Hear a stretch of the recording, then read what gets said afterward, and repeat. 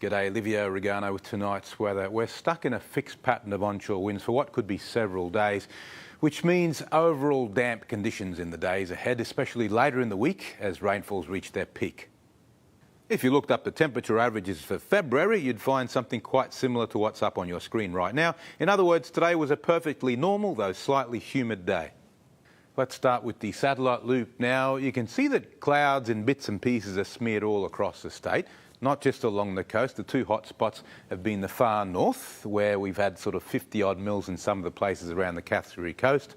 Otherwise, it's been mostly just a few millimetres in hot spots around the state. But there's also a lot of storm activity that's going around an inland trough, which you can see there through Western Queensland. And if you look at today's chart, you'll see that trough. It's semi-stationary. There's an upper-level system on top. It's quite weak, but it's really encouraging the formation of these inland storms.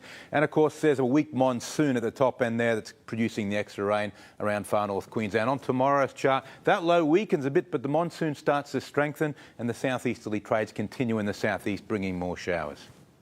And now the latest from the Weather Bureau. The boating forecast for Townsville waters, southeast to northeast winds between 10 and 20 knots tomorrow, same again on Wednesday, and on Thursday slightly lighter, 10 to 15 knots, but still predominantly from the east.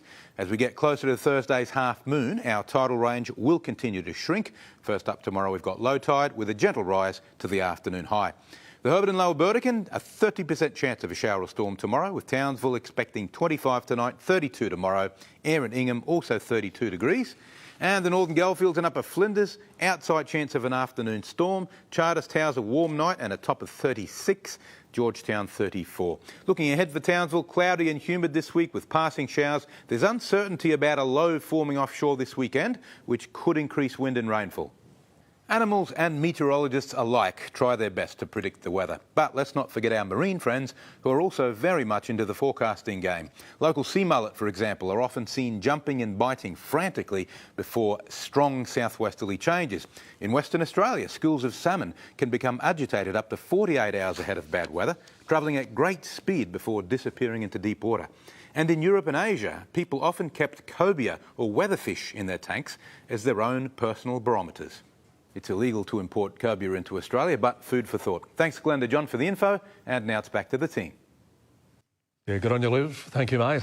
Thanks for your company. See you tomorrow night. And just a reminder, you can watch a replay of our news on the 7 Plus app or catch up on our page, 7news.com.au. From all of us, good night. Good night.